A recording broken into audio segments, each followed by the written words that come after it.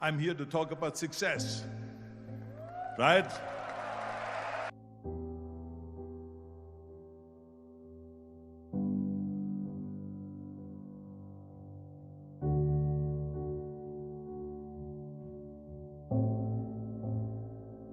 The first rule of success is to have a vision. You see, if you don't have a vision of where you go, and if you don't have a goal where you go, you drift around and you never end up anywhere. It's like you can have the best ship in the world, you can have the best airplane in the world. If the pilot or the captain doesn't know where to go, it would just drift around. It would not end up anywhere, or most likely in the wrong place. So I was very fortunate that I stumbled onto my vision. I mean, as you know, I was born in 1947 in Austria after the Second World War. And I didn't really like Austria when I grew up. I couldn't wait to get out of there.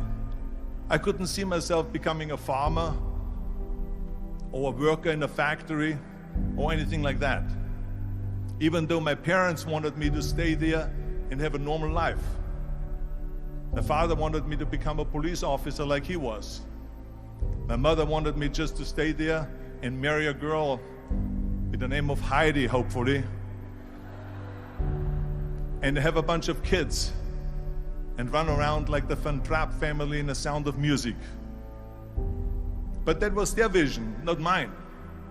My vision was totally different. I felt that I was born for something special, for something unique, for something big. Do you know how great it felt that I knew where I was going? Imagine the majority of people don't know where they're going. When you have a goal, when you have a vision, everything becomes easy. Because remember that in America, for instance, when you study, you will see the percentage of people that like their jobs. 74% hate their job in America. Now, there is not much different when you come to Europe. The majority of people don't like what they're doing because they're really not doing it because they didn't have a goal and they followed this goal. They just aimlessly drift around, and then all of a sudden there's a job opening, so they get that job because you have to work. But then when you work, it's a chore. It's work. It's not fun. So if you think about, only a quarter of the people really enjoy what they're doing in life. That is unbelievable if you think about it. So I felt so blessed that I knew what I was doing. It's like a medical student that studies and knows he wants to become a doctor. You know where to go. So I knew where to go. So people always ask me, when they saw me in the gym in the pumping iron days, they say, why is it that you're working out so hard? 5 hours a day, 6 hours a day, and you have always a smile on your face. The others are working out just as hard as you do, and they look sour in the face. Why is that? And I told people all the time, I said, because to me, I'm shooting for a goal. In front of me is the Mr. Universe title. So every rep that I do gets me closer to accomplishing that goal, to make this goal, this vision, turn into reality. Every single set that I do, every repetition, every weight that I lift will get me a step closer to turn this goal into reality. So I couldn't wait to do another 500-pound squat. I couldn't wait to do another 500-pound bench press. I couldn't wait to do another 2,000 reps of sit-ups. I couldn't wait for the next exercise, for the next half hour of posing and all the kind of things that you have to do to be a champion. And with the age of 20, I went to London and I won the Mr. Universe contest as the youngest Mr. Universe ever. And it was because I had a goal. So let me tell you something, visualizing a goal and going after it makes it fun. You got to have a purpose no matter what you do in life. You got to have a purpose. So that's rule number one, have a vision. Rule number two is, don't listen to the naysayers. Don't listen to the naysayers.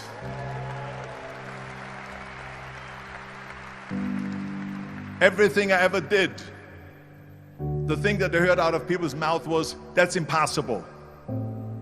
that can't be done or no. So whenever someone said to me, it can't be done, I heard it can be done. When they said no, I heard yes. And when they said it's impossible, I heard it is possible. I'm a strong believer of what Nelson Mandela said, that everything is always impossible until someone does it. Well, I'm going to be the one, I said to myself, I'm going to do it and I'm going to show it to them. Maybe it has never been done before. That's perfectly fine with me. But I'm going to do it. And I did not listen to the naysayers. The next thing, the third point that I'm going to make to you is, before we sit down with Jürgen and talk about the rest of the three, is work your ass off. There is no magic pill. There is no magic out there. You cannot get around. You have to work and work and work. And it drives me crazy when people say that they don't have enough time to go to the gym for 45 minutes a day and work out. Or to do something for 45 minutes to an hour a day to improve. If it is physically improve or if it is mentally to improve. Imagine you read 1 hour a day about history. How much you will learn after 365 hours in 1 year. Think about if you study about the history of musicians, of composers, how much you would know. Imagine if you would work on a business, on some business that you want to develop every day for an hour. Imagine how further along you will go and get. So it drives me nuts because when people say we don't have the time, we have 24 hours a day. We sleep 6 hours a day, so that gives you still 18 hours.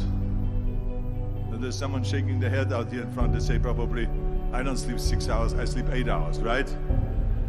Or just sleep faster.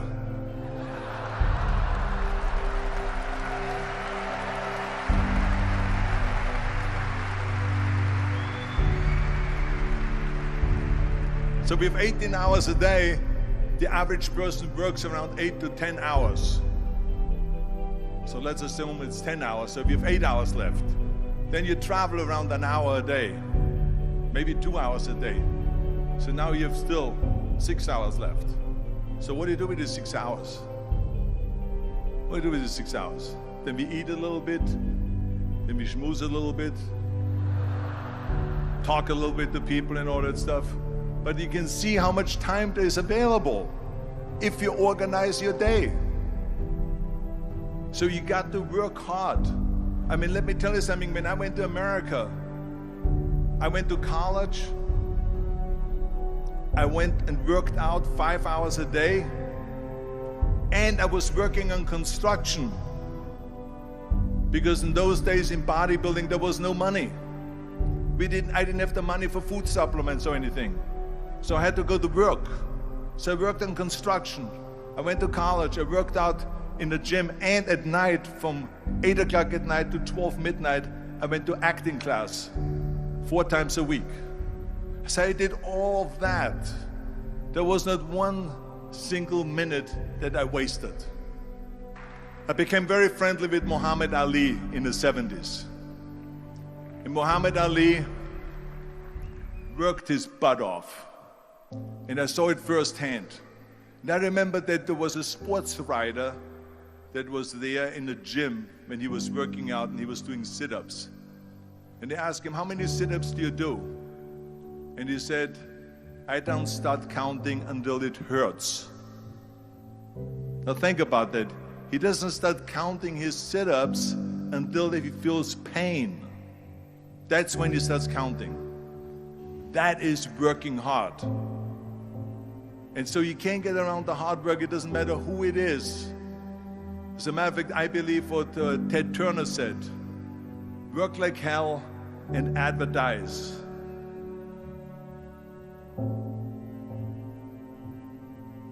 You get it?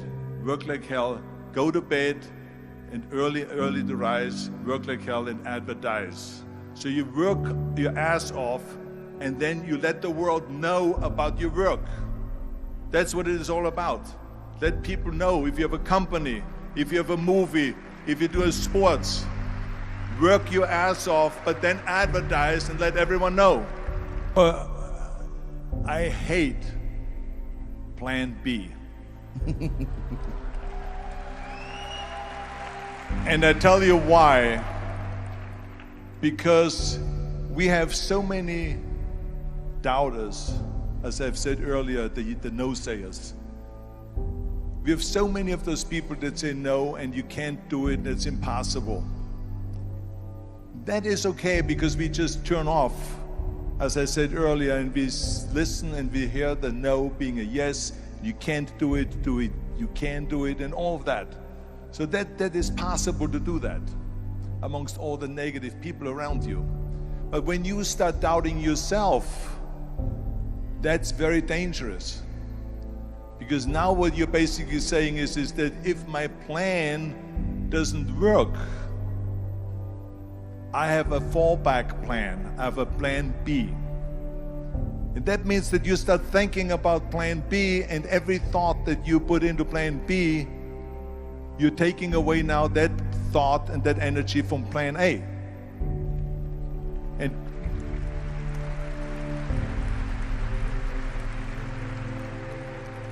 And it's very important to understand that we function better if there is no safety net, because plan B becomes a safety net. It says that if I fail, then I fall and I get picked up and I have something else there that will protect me. And that's not good, because people perform better when there's no safety net.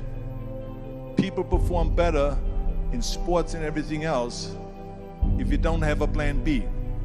To me, it is very dangerous to have a plan B, because you're cutting yourself off from the chance of really succeeding. And the reason, one of the main reasons why people want to have a plan B is because they are worried about failing. What is if I fail, then I don't have anything else? Well, let me tell you something. Don't be afraid of failing, because there's nothing wrong with failing. You have to fail in order to climb that ladder. There's no one that doesn't fail.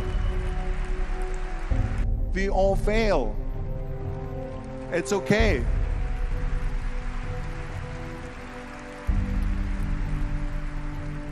What is not okay is that when you fail, you stay down. Whoever stays down is a loser. And winners will fail and get up, fail and get up, fail and get up. You always get up. That is a winner. That is a winner. Hey, we all lose. We all have losses. This is okay. And this is why I say don't be worried about losing, because when you're afraid of losing, then you get frozen. You get stiff. You're not relaxed. You got to be, in order to perform well in anything, if it's in boxing or if it is on your job or with your thinking, is only happening when you relax. So relax. It's okay to fail. Let's just go all out and give it everything that you got. That's what it is all about. So don't be afraid to fail. This is one of my 6 rules to success. You can only feel complete as a person if you think about what can you do for your fellow member around you that maybe needs help. I felt like that. Everyone has a different motivation why you get into that. I was an immigrant going to America, and I saw how America was the most generous country in the world. I mean, they opened up their arms to me, they helped me, they invited me for Thanksgiving dinner. The people, they brought me, the bodybuilders in the gym brought me plates to my apartment because I had no plates, I had no silverware, I had no bedware, I had no pillows, I had no blanket, I had no TV, I had no radio, I had nothing. They brought it to my apartment. They helped me. And I saw that firsthand, this generosity in America. And I said to myself, as an immigrant that is being embraced with open arms, that I need to go and make sure that I give something back.